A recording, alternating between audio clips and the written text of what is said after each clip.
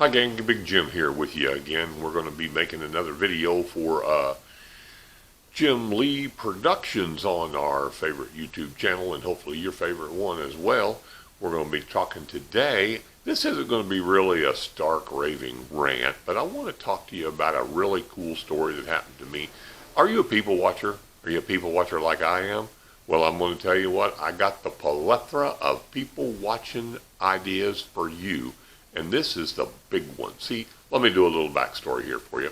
What happened was that Leanne, my best part of me, she decided to take herself a travel assignment. She's a respiratory therapist just like I am. And she decided to take a travel assignment up in Greensboro, North Carolina, which is about 5.5 hours from here in Savannah, Georgia, where we live in paradise. So she decided to go up there. And now, I wanted to go up with her, so here we got this problem. See, what happens is if we ride up there together, I don't have a way to get home. But if we ride separately, then I spend 5.5 hours talking to her on the telephone, and we're not being able to enjoy each other. So I'm thinking, now what can I do to fix this situation? Well, me being the smart gentleman that I am, some people call me almost a genius. And for you, those of you that are geographically well challenged with the map type stuff, like my good friend Darren is back in Indiana. A little private joke there for you, Darren. Laugh, all right, because it's going to be okay. But anyway, it's about 5.5 hours up north of here in North Carolina. Well, I decided that the best thing for me to do was to drive her up there and spend that quality time with her along the road and then take the bus back to Savannah, Georgia. Oh, well, guys, let me tell you, this was a treat. Now, I'm not going to say anything about the Greyhound bus line. The buses were clean, they were nice, they were comfortable, everything was good, and I was treated well. And for the $70 or so I spent to get from Greensboro, North Carolina to Savannah, Georgia, it was well worth the money and the time, and it was a relaxing trip.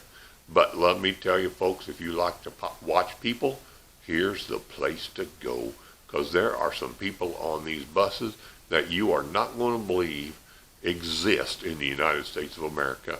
And I'm going to tell you, it was an enjoyable trip. Let me just start right from the start, right at the very start of what we're talking about. See, now my bus is supposed to leave Greensboro, North Carolina, at 8:10 a.m. in the morning. So I get up, get ready, go down there to the bus terminal in Greensboro, North Carolina, Arizona. Where am I going? Arizona is the other direction, somewhere over there. But anyway, in North Carolina, I get on and now they don't have a bus station in Greensboro, North Carolina. What they've got is a travel station. I mean, I think if they sailed cruise ships out of Greensboro, North Carolina, they'd have a cruise ship there. If they flew airplanes, it'd probably be there, not at the airport, because you can get on the Amtrak bus, you can get on the city bus, you can get a taxi cab, an Uber, or a Greyhound bus, or whatever you want from the same terminal. Well, so I wait, and there's a line formed out there. It's a little chilly up there in Greensboro on this morning, and I decided I didn't want to stand out there because I don't wear coats and I don't wear jackets, and I don't think that's a good idea to stand out and freeze to death before you get on the bus. So I was waiting in the car there for a little bit, and then it got close to time for me to board my bus at about 8:10, and I said, I'll get out and get in the line. So I got out, I got in the line. There was a fine-looking gentleman standing there in front of me, and I thought, well, I wonder if I'm in the right line. So I said to this gentleman, I said, you know what line we're in, what we're waiting for here? And this is the kind of look I got.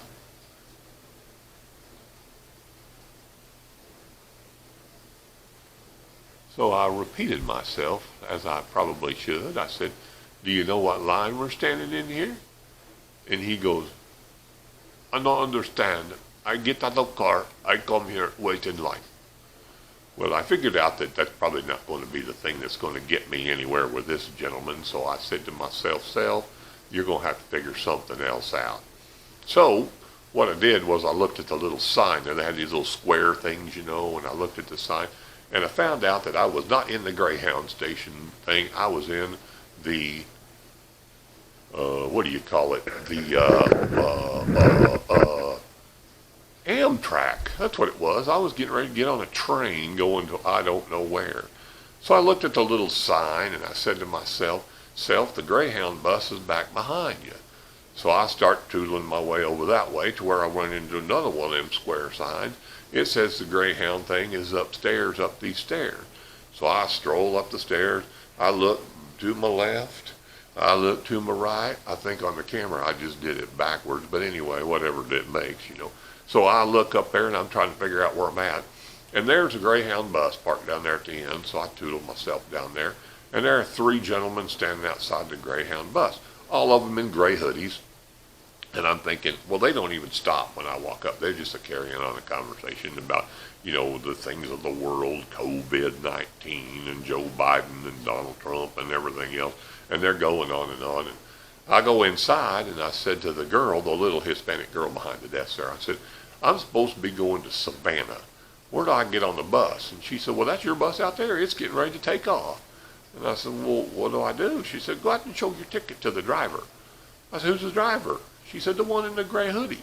I said, there's 3 of them out there in the gray hoodie, and they're talking. I don't know which one's the driver.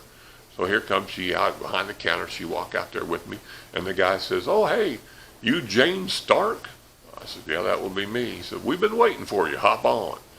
So I climb up the steps of the bus, find myself an empty seat, sit down in my NRA camouflage duffel bag, and flop down in the seat. And I'm all set for the drive to Savannah, Georgia from Greensboro, North Carolina. Well, now this is when it gets interesting. Okay, so my fella, he gets in the driver's seat, he backs us up, beep, beep, beep. You know, the bus pulls out. I think, well, this is a comfortable ride. This is nice. And I look and I think, well, okay, I got about an hour. I'm supposed to be stopping the first time here in about an hour. So I'll just sit back and kind of look at my phone and enjoy some time and all that kind of stuff. And off we go on the road. Everything's good. Well, about 15 minutes into the ride, here comes our bus driver. Attention, folks. We're going to be pulling over here for a bathroom break and some coffee in just a second. So we're going to be here about 10 minutes. So we'll be back on the bus in about 10 minutes. 10 minutes back on the bus. We're going to stop some coffee and a potty break. Thank you very much. Play. So I'm like, well, we only been on the road 15 minutes. I think back at the depot I could have peed if I needed to. So I didn't get off the bus, and all the people jump off there and go in to get themselves a cup of coffee at the Love's truck stop. And some of them are standing out there like, you know, the migrant farm workers or whoever smoking their Chihuahua turd cigarettes outside there. That's what they smell like when they get back on the bus, at least. They're like a dog turd cigarette. I figure it's probably a Chihuahua or something like that because they're small and you can roll them up easy. But anyway, so we're out here and we're looking, and they finally get back on the bus and off we go again, and we're cruising down the road and everything is nice and it's a comfortable ride and I'm enjoying it and I'm reading some Facebook and I'm doing some stuff on the phone. And then it starts, folks. I'm going to tell you, it starts. Mr. Bloviate and Blowhard Big Mouth behind me begins to talk loud enough that the entire bus can hear what he's talking about. And he's got to tell us all about our itinerary from where we're at now until we get to Raleigh, North Carolina. Wait a minute, where is Raleigh, North Carolina? Did you ever watch the Andy Griffith Show? Him and Barn used to go down to, what was it, Raleigh, North Carolina? Yeah, that was it, Raleigh. But no, Blowhard Big Mouth Bloviator behind me here is going about, we're going to be in Raleigh, North Carolina here in a little bit, where we change buses over there in Raleigh, North Carolina. And I'm sitting there going, oh my goodness. Now he's not talking like this. He's not saying, we're going to go to Raleigh, North Carolina, Daddy, and we're going to get off the bus. No, he's going, we going to Raleigh, North Carolina, where we change buses, Daddy. So everybody all the way to the back of the bus can hear this boy bloviating on about Raleigh. And I keep saying to myself, it's Raleigh, and I don't know where Raleigh is. I can get a hamburger at Raleigh's, you know. I can go to a rally at the racetrack, or I can go to a rally and go, oh, Donald Trump, whatever. You know, I can go to a rally. I guess if you go to a rally for Donald or Joe or Black Lives Matter or whatever, you got to burn buildings down and invade the White House. But anyway, that's beside the point. Anyway, so I'm listening to Mr. Blowhard here for a while, going on about Raleigh, North Carolina. And I'm thinking, I changed buses in Raleigh, North Carolina. Well, actually, I changed buses in Raleigh, North Carolina. And I thought, I hope this boy don't get on the same bus I'm going to. I hope he ain't going to Savannah, Georgia, or Miami, Florida, or any place in between that we're going to stop along the way. But he doesn't, by the way, just so you know, he doesn't get on the same bus I'm on. But so here we go. We're on that bus, and we're cruising along, and we finally get to Raleigh, North Carolina, where I jump off that bus, and I got to wait for a minute. And I got to wait to get back on my bus that goes on to wherever it's going. It's going to, in 10 hours, it's going to get me back to Savannah, Georgia, so that's okay, you know. Well, Mr. Blowhard, Bloviate, Big Mouth doesn't get back on the bus there in Raleigh, or whatever you want to call it. He gets on a different bus, and I get back on my bus, and I'm thinking, well, now this is going to be a good situation because this guy's not on the bus, and he's not sitting right behind me anymore. Okay, well, that sounds really good and all that kind of good stuff. So get back on the bus. There's some of the same people on there, but there's some newbies on there too, you know. So here we are. We're sitting there. We're waiting to take off, and then the bus driver comes on, and he goes back a couple of rows behind me. He says, "You boys are going to have to move because I got myself a wheelchair getting on here." Now, I ain't got no problem with people in wheelchairs. That's just fine. If you need a wheelchair, you need a wheelchair. But they put this boy on the bus, and I don't know who he is because I don't look back. I don't care, you know. But the next stop that we make, everybody dumps off the bus again. I'm not, because I don't want to get off. I don't have anything to do. You can buy a soda pop in there for $9.95 out of the soda machine, but I don't need one of those. I took snacks with me. They told me to do that, so I went to the store, got some snacks, and so I'm eating my, you know, mint-covered, fudge-covered mint Oreo cookies and my peanut butter M&Ms and some Pringles, and I don't know, I had my bag stuffed full of stuff. But anyway, I stay on the bus, and so they move the wheelchair boy back up to the very front of the bus right behind the driver, and I'm sitting 2 rows back, and I'm thinking, oh no. So he comes crawling up them steps. He gets out of his wheelchair, walks up the steps into the bus, and gets up there, and then he gets over to that front seat. Now he does a dance there for a little while as he turns around and around and around and around. Now he's a big old boy with a big old, you know, like hillbilly beard, and well, he smells like a Chihuahua cigarette too, because I'm sure he's been smoking the dog turd cigarettes outside. And he gets in there with his big Carhartt coat on, and his big old gray beard, and his kind of pudgy gut. I got one of those too, so don't think I'm bad. But this boy rolls around there and walks around there, and the whole time he's going, oh, and then he finally just brrr, like a tree, you know, brrr, and flunks into his seat. Oh, I'm like, oh, and then he looks at me like he wants to carry on a conversation. Well, I instantly, you know, put my phone to ear something, you know, hello, you know, yeah, I got you. What you doing here? Yeah, we're getting ready to go, you know. I'm just afraid the phone's going to ring while I'm on there talking to nobody, because I don't really want to strike up a conversation. He gets all plunked in there, load him up, and off we go, you know.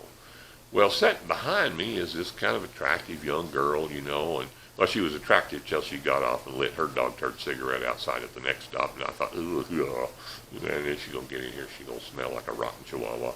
So anyway, she gets in there behind me, and so the next stop, a whole bunch of folk get off the bus, and a whole bunch of folk get on. Well, now the seats are filled up. There's just nowhere to sit. So here's this young man walking up and down the aisle, looking for a place to sit, you know, sit in a seat. So anyway, this little young girl behind me, she says, would you like to sit here? And he says, well, thank you very much. So he sits down in there next to her. And then, folks, I'm going to tell you what. I must have been on Greyhound bus dating line number 101 or something. Because I think this boy decided that maybe that was his invitation to get himself a girlfriend. So he started in. So, how you doing? You doing all right? You know? And she's not saying a whole lot back, And then he goes, well, how often do you take the bus? Are you, yeah, thanks for letting me sit here, little lady. I'm going, oh my gosh, I'm in the middle of the dating game. I can't do this anymore. So I put my headphones in so I don't have to listen to Mr. I Need a Date or whatever back in the behind me, He's got them tattoos all over him, which tattoos are not bad. I got one myself right here on my shoulder. But anyway, he's in there and he's going on and on and on and on. I'm like, oh my. So I put my headphones in. I'm listening to whatever I can listen to on the headphones, And then the captain, the bus driver goes, okay, folks, we're going to be pulling into Fayetteville, North Carolina here. Fayetteville, North Carolina. And you do need to all get off of the coach here. You all have to get off of the coach. We're going to be here for about 30 minutes, 45 minutes, maybe an hour. I don't know, but we'll call you back to the bus when it's time to go. So you just get off the bus here. You can leave all your belongings on if you're continuing on to Savannah or Atlanta or wherever we're heading, maybe Miami, Florida, I don't know, Sarasota, Orlando, whatever. You can stay here. But we're going to be off here about 30 minutes. Hop off the bus there for me. Okay, folks, have a good time. Bye now. Okay, so here we are. We're down there, and we're down here. Ugh. So I get off the bus, and I go into the station there. And I'm thinking, I'm going to get myself something to drink because I haven't had anything to drink all day long. I haven't got off the bus, haven't done anything. So I thought, I'll go in, I'll call Leanne, I'll take a little bit of a bathroom break, and I'll get myself a soda. So I go over to the soda machine, and as soon as I walk up to the soda machine, I'm assailed by some big man that's blind in one eye. I can tell because he's got that film over his eye over there. And he goes, don't be buying yourself a drink out of that vending machine. I said, okay, is the vending machine broken? No, it's too expensive in the vending machine. He said, right over there's a little convenience store right across the street. Go there, it's a lot cheaper. I thought, oh, okay, So I walked over to the convenience store. I bought a couple of Cokes over there. I come back, and I figured that this old boy that was, he probably worked for the vending, or the convenience store across the street. He just sat in there and told people to go over there so they could make more money, which was okay with me. I got myself a couple of Cokes. I called Leanne. I talked to her a little bit. And then they decided they were going to load us all back up on the bus. So guess who's the first in the line? Yep, the feller in the wheelchair. And he gets in, and he does his little dance around there again, and does his oh shit, oh shit, oh shit, and probably finally plunks down his chair with his legs all stuck out in the aisle where everybody's waiting there behind him, waiting for him to get all settled in there. And he keeps apologizing because he's a nice enough fella, and I know he probably doesn't mean to do this, but goodness gracious, So we get all back on the bus again. We get all settled in there, and Mr. Dating Service guy is starting up again on the little dog turd cigarette girl behind me, and she's not saying a whole lot of nothing. But I go on, and I'm getting down there a little bit. So we stop a little bit later. Okay, we stop a little bit later, and the bus driver says to Mr. Wheelchair Boy there in the front, you need to get off the bus. And he goes, well, I'd like to smoke a dog turd cigarette. He didn't actually say dog turd cigarette, but he said he wanted to go out and have a smoke.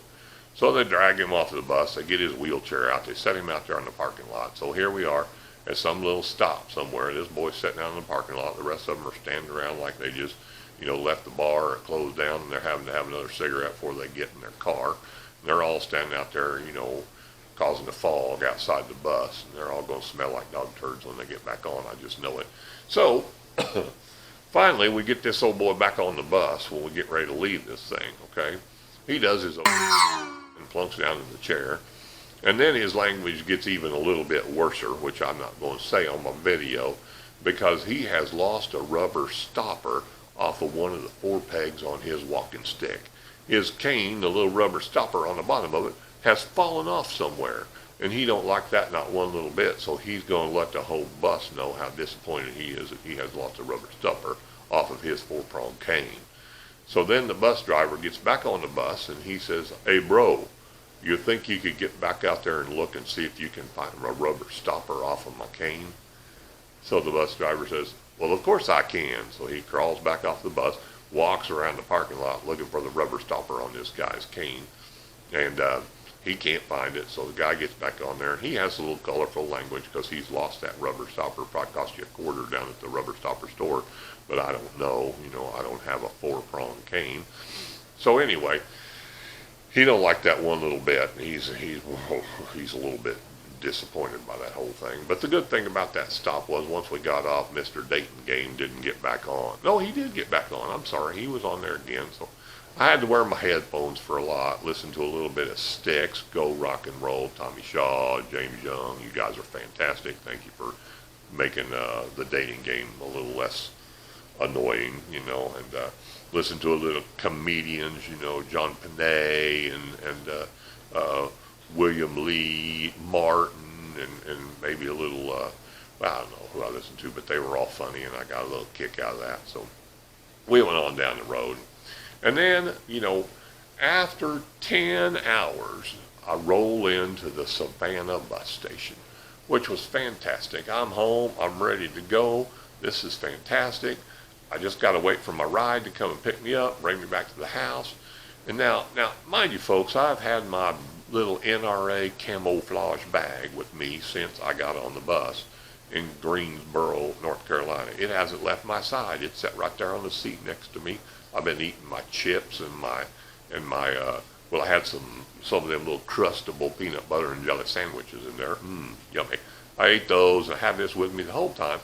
I get off the bus and here's some little rattle-ass guy standing out there, little punk-ass kid, goes, "Hey, buddy, you got my bag."